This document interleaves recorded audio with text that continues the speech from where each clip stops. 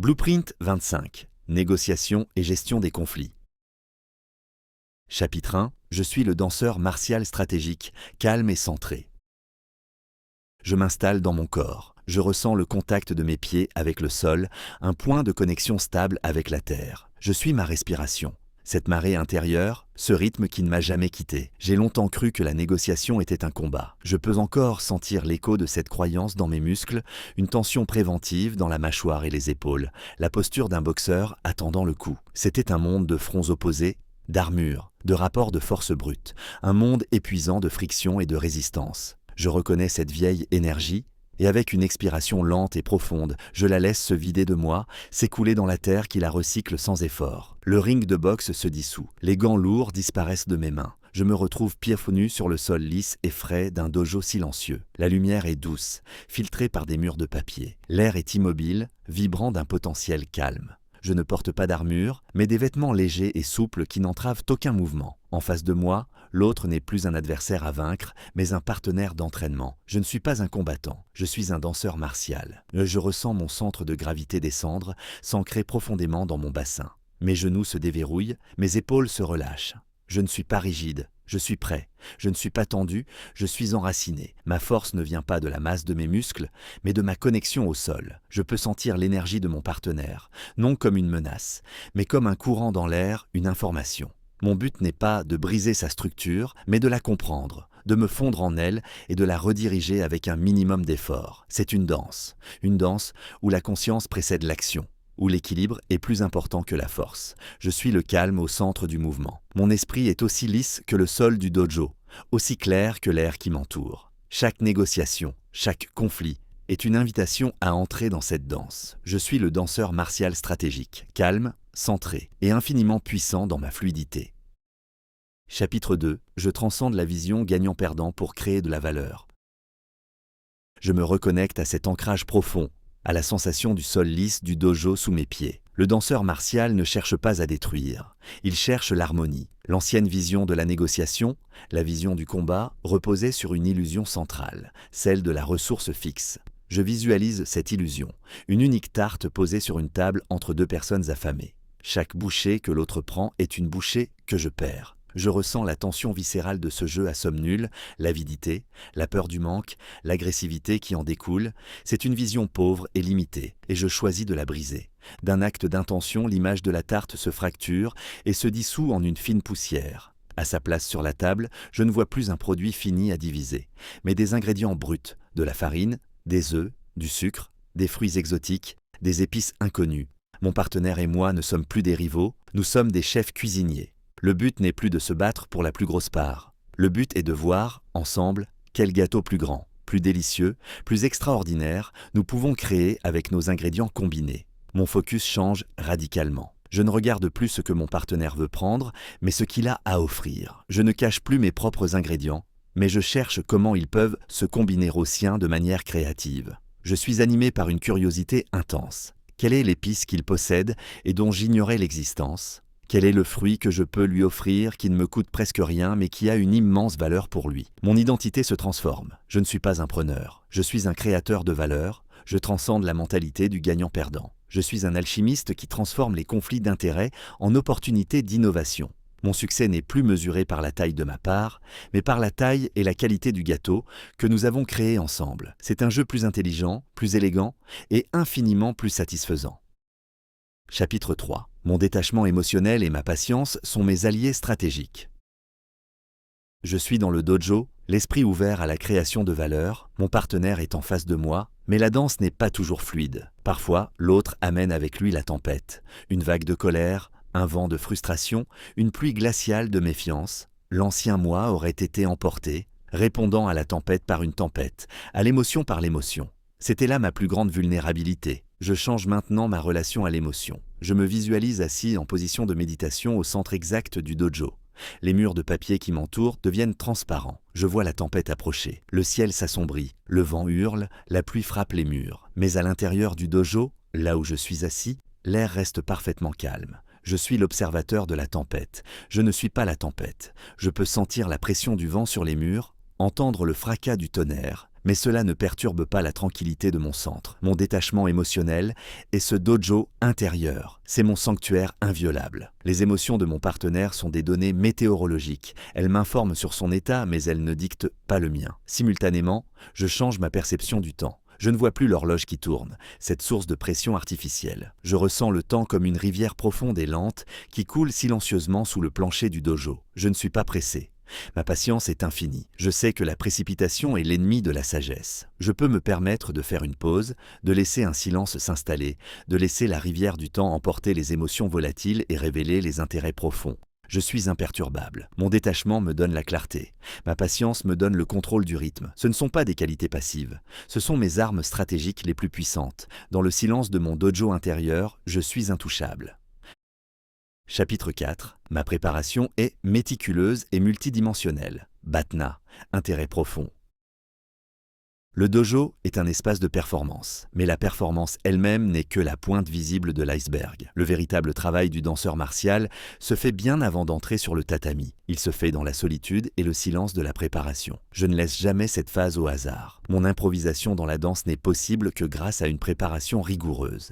Je déploie une carte stratégique multidimensionnelle. La première dimension est mon propre territoire. Je le cartographie avec une honnêteté brutale. Quel était mon objectif idéal ? Quel était mon objectif acceptable? Mais surtout, quelle est ma ligne de repli? Je définis avec une clarté cristalline ma Bhatna, ma meilleure alternative à un accord négocié. C'est le chemin que je prendrai si la danse s'arrête. Ce n'est pas un fantasme, c'est une option réelle, tangible, que je développe et que je renforce avant même de commencer. Je ressens la puissance que me donne cette clarté. Ma Bhatna est le sol ferme sur lequel je peux toujours me replier. Elle me libère du besoin, de la peur, de l'échec. Je ne négocie plus par nécessité, mais par choix. La deuxième dimension est le territoire de mon partenaire. Je deviens un détective, un analyste du renseignement. Je ne me contente pas de sa position déclarée, de ce qu'il dit vouloir. Je creuse plus profondément. Je cherche les intérêts sous-jacents, les pourquoi qui se cachent derrière le quoi. Quels sont ses besoins fondamentaux, ses contraintes cachées, ses peurs, ses espoirs? Je construis une hypothèse sur sa propre Bhatna. Je cherche à comprendre son monde avec plus de clarté qu'il ne le comprend peut-être lui-même. Enfin,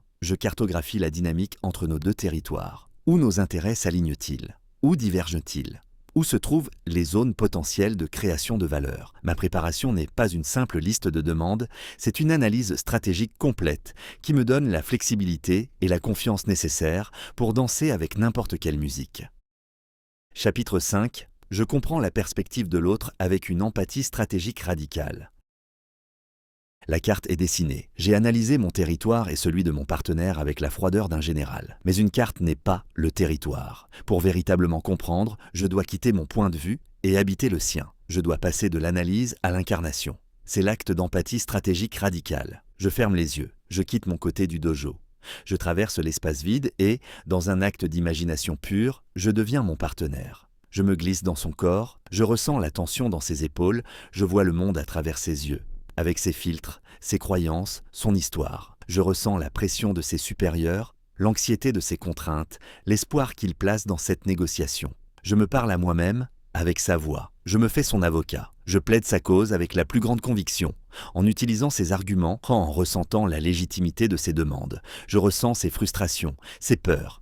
Pendant quelques instants, sa réalité est ma réalité. Cet exercice n'est pas un acte de bonté, c'est un acte de collecte d'informations de la plus haute qualité. Il me révèle les leviers émotionnels, les intérêts cachés, les points de flexibilité et les lignes rouges que l'analyse seule n'aurait jamais pu deviner. Puis, avec la même discipline, je reviens dans mon propre corps. Mais je ne suis plus le même. J'ai vu le champ de bataille depuis la colline de l'ennemi. Je suis revenu, non pas affaibli, mais immensément plus sage.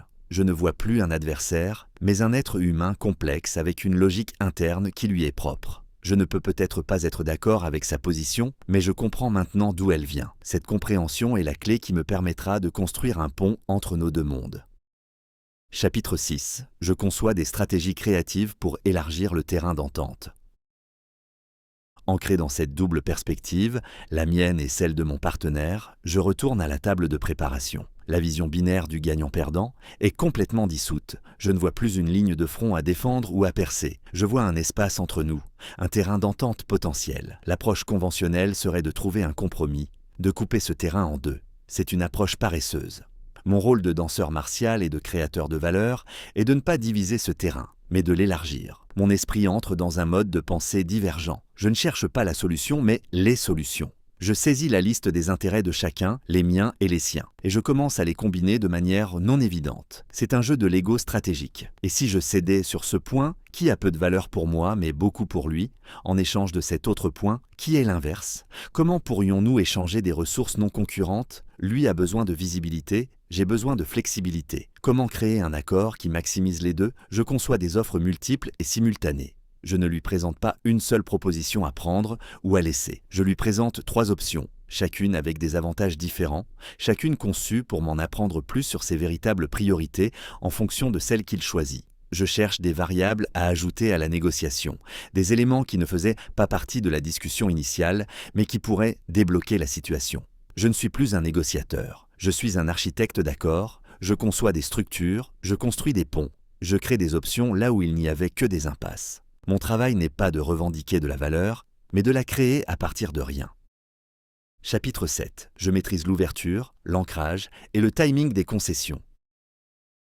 Je me reconnecte à mon centre, à la sensation du sol du dojo sous mes pieds. La préparation est terminée. La danse commence. Le silence avant le premier mouvement est un moment d'une puissance immense. C'est ici que le ton est donné, que le territoire initial est défini. Mon ouverture n'est jamais un accident. Elle est un acte de pure stratégie. Ma première parole, mon premier geste, établit un cadre de collaboration et de respect. Mais ma première offre substantielle est un acte de définition.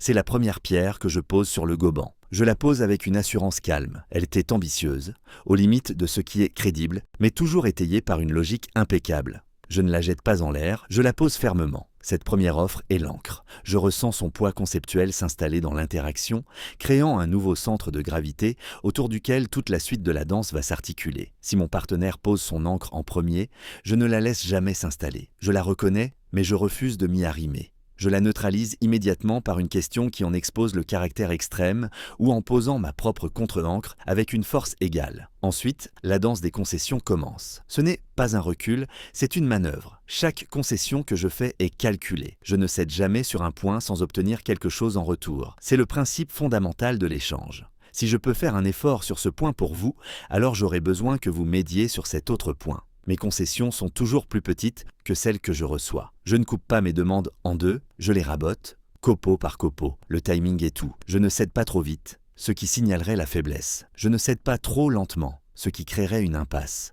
Je contrôle le rythme, le tempo de l'échange, maintenant toujours une tension constructive. Chaque mouvement est une pièce d'un puzzle plus grand, me rapprochant d'un accord optimal.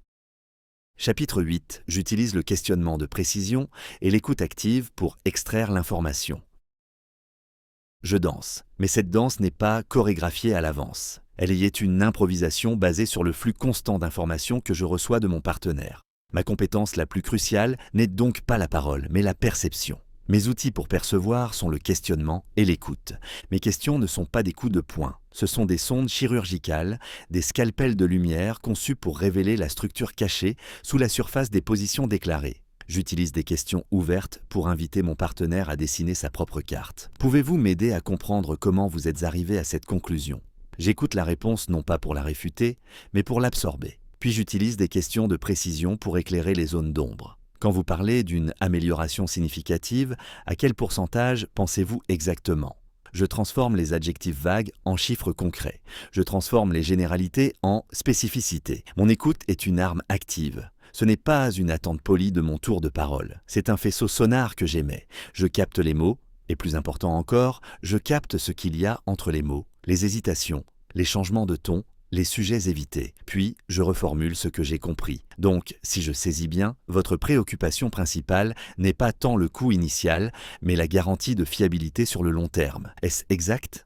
Cet acte de reformulation a un double effet. Il me confirme que ma carte est précise, et il montre à mon partenaire un niveau de compréhension si profond qu'il se sent en sécurité pour révéler encore plus. Chaque cycle de questions-écoute-reformulation est une passe dans la danse qui me rend plus informé, plus précis, plus efficace. Chapitre 9. Je gère les tactiques agressives et les impasses avec maîtrise et flexibilité. La danse n'est pas toujours harmonieuse. Parfois, mon partenaire tente un mouvement brusque, une tactique agressive, un ultimatum, une menace voilée, une attaque personnelle. L'instinct primaire serait de répondre par la force, de transformer la danse en combat. Mais je suis un danseur martial. Ma force réside dans mon équilibre, pas dans ma violence. Quand l'énergie agressive se présente, je ne la rencontre pas de front. Je ne deviens pas un mur contre lequel elle peut se briser. Je deviens de l'eau, je me décale, j'absorbe l'impact sans perdre mon centre. Mon calme intérieur est mon dojo inviolable. Aucune tempête extérieure ne peut l'atteindre. Je ne réagis pas à l'émotion, je réponds à l'intention. Je peux nommer la tactique, non pas pour accuser, mais pour la mettre à la lumière. J'ai l'impression que nous sommes en train de nous mettre la pression avec des délais serrés. Et si nous nous concentrions sur le fond du problème d'abord? Je ne juge pas le danseur, je commente la danse. Parfois, la danse s'arrête. Nous arrivons à une impasse. Un mur se dresse entre nous. Tenter de le défoncer serait une perte d'énergie. Je ne vois pas un mur, je vois un signal. Un signal que la danse actuelle est terminée et qu'une nouvelle doit commencer. Je suis celui qui initie le changement. Je fais une pause, je change de sujet.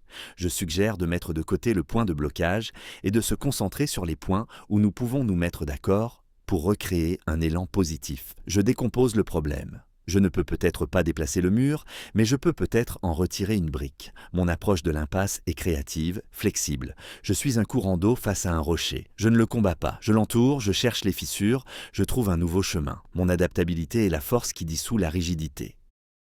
Chapitre 10. Je transforme les conflits en opportunités de renforcement de la relation. La danse a été intense. Des mouvements agressifs ont été absorbés. Des impasses ont été contournées. Nous approchons d'un accord. L'ancien moi aurait été pressé de signer et de partir, soulagé que le combat soit terminé. Le danseur martial sait que la fin de la danse est aussi importante que le début. C'est une opportunité qui ne doit pas être gâchée. Chaque conflit traversé ensemble, chaque moment de haute tension que nous avons surmonté n'a pas affaibli notre connexion. Au contraire, il l'a testée et l'a rendue plus forte. Je ressens ce nouveau lien, cette résilience partagée. C'est un capital de confiance précieux. Je ne laisse pas ce capital s'évaporer, je le reconnais, je l'honore. Mes dernières paroles ne sont pas seulement sur les termes de l'accord, mais sur le processus que nous avons partagé. Ce n'était pas facile, mais j'apprécie la manière dont nous avons pu travailler ensemble pour trouver une solution créative. Je reconnais l'effort, la compétence, l'intégrité de mon partenaire. Je ne le fais pas pour le flatter, mais parce que c'est une vérité que je ressens. Je transforme la mémoire d'une négociation difficile en l'histoire d'un défi que nous avons relevé en tant que partenaires. Je recadre le conflit comme un creuset qui a forgé une relation plus robuste. Je ne quitte pas le dojo en laissant un adversaire derrière moi. Je quitte le dojo avec un partenaire d'entraînement respecté, avec qui la prochaine danse sera encore plus productive et plus élégante. Je ne gagne pas seulement un accord, je construis une alliance. Chapitre 11. Je facilite la médiation et la résolution de conflits systémiques. Ma maîtrise de la danse est devenue profonde. Je suis à l'aise dans le face-à-face, même le plus intense. Mais je vois maintenant des conflits plus larges, qui ne m'impliquent pas directement. Je vois deux partenaires, deux départements, deux factions, enfermés dans un combat rigide, épuisant leurs forces l'un contre l'autre. Je ressens leur frustration, leur douleur, l'immense gaspillage d'énergie. Je ne peux plus rester un simple spectateur. Mon rôle s'élargit. Je ne suis plus seulement un danseur, je deviens le maître du dojo, je les invite dans mon espace de calme. Je suis le garant de la sécurité du processus. Mon calme et mon détachement ne sont plus seulement mes propres outils, ils deviennent le contenant qui permet à leurs émotions de s'exprimer sans tout détruire. Je ne prends parti pour personne. Mon unique allégeance est envers la santé du système et la recherche d'une solution sage. Je deviens un miroir pour eux. J'utilise mon écoute active et ma capacité de reformulation pour que chacun se sente profondément entendu. Souvent pour la première fois. Je traduis leur position agressive en intérêt et en besoin sous-jacent. Je deviens un pont de communication entre leurs deux mondes. Je les guide à travers le processus que j'ai moi-même maîtrisé. Je les aide à transcender la vision gagnant-perdant, à chercher des options créatives, à se concentrer sur leurs intérêts communs. Je ne leur donne pas la solution. Je crée l'environnement et je leur fournis les outils pour qu'ils la trouvent eux-mêmes. Mon but n'est pas de résoudre ce conflit particulier, mais de leur apprendre à danser. Je suis un médiateur, un facilitateur, un catalyseur de paix et d'efficacité. Chapitre 12. Je suis un négociateur d'élite, créatif, éthique et efficace. Je suis au centre du dojo. L'espace est silencieux. Je ressens en moi l'intégration de toutes les facettes de mon art. Je suis le danseur martial, calme et centré. Je suis l'alchimiste, transformant le conflit en valeur. Je suis le stratège, méticuleux dans ma préparation. Je suis l'architecte d'accord, créatif dans mes solutions. Je suis le maître du dojo, sage dans ma médiation. Ces rôles ne sont plus séparés. Ils ont fusionné en une seule identité, Une seule façon d'être. Je suis créatif. Je vois au-delà des positions, au-delà des compromis paresseux. Mon esprit est entraîné à trouver la troisième voie, à élargir le gâteau, à concevoir des solutions élégantes qui satisfont des intérêts apparemment contradictoires. Je suis éthique. Mon pouvoir ne vient pas de la domination, mais de l'intégrité. Je ne cherche jamais à prendre ce qui n'est pas librement donné. Mon objectif est toujours la création de valeurs mutuelles et le renforcement des relations à long terme. C'est la source de ma réputation et de ma force la plus durable. Je suis efficace. Je ne gaspille pas d'énergie en combats inutiles. Je ne suis pas dévié par l'émotion. Chaque mouvement, chaque parole, chaque silence est intentionnel et sert un objectif stratégique. J'obtiens des résultats exceptionnels, non pas en étant le plus dur, mais en étant le plus intelligent, le plus préparé et le plus sage. Je suis un négociateur d'élite. La négociation n'est plus une épreuve, c'est un art que je pratique avec maîtrise, une danse que j'exécute avec joie, une opportunité de transformer le monde, un accord à la fois.